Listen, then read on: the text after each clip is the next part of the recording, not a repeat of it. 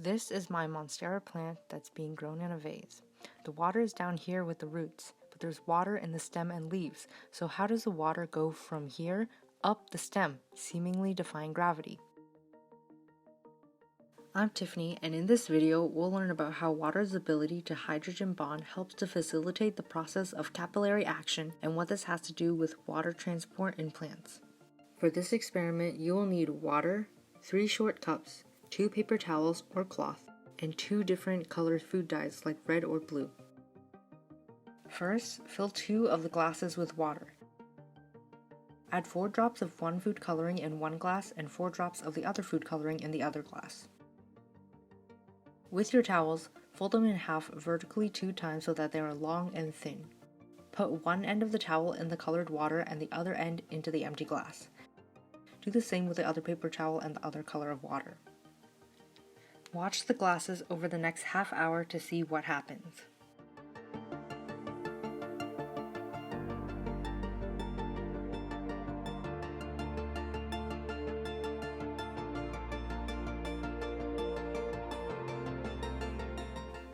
You'll have noticed that the colored water moved up through the paper towel and into the empty glass. What's happening here is a process called capillary action. Capillary action is the movement of a liquid, such as water, along a solid surface. To understand how this happens, let's first take a look at the chemical properties of water. Water is polar, similar to how a magnet is polar. In a water molecule, the oxygen and hydrogen atoms are bonded together because they are sharing negatively charged particles called electrons. Oxygen is more electronegative than hydrogen, meaning that the oxygen has a greater tendency to be attracted to the negative electrons. This results in electrons being pulled closer to the oxygen and away from the hydrogen, giving the oxygen a slight negative charge and the hydrogen a slight positive charge.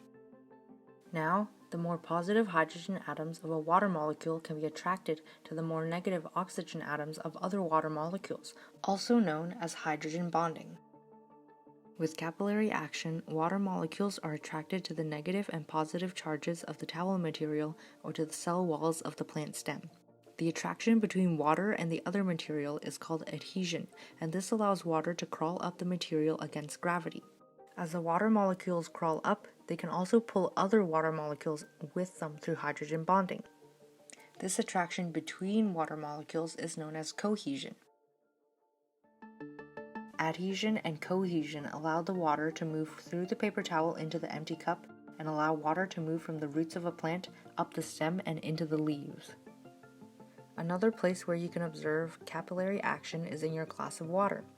You may have noticed that at the edge where the water meets the cup surface, the water actually crawls up slightly due to water's adhesion to the side. This is especially noticeable in thinner tubes. This little dip in the water is known as the meniscus. In summary, we learned that 1. Water can hydrogen bond because its oxygen atoms are slightly more negative than its hydrogen atoms. 2. Capillary action, which is when water travels along a solid surface, is a result of adhesion and cohesion forces. And 3. Capillary action is important for the transport of water throughout a plant.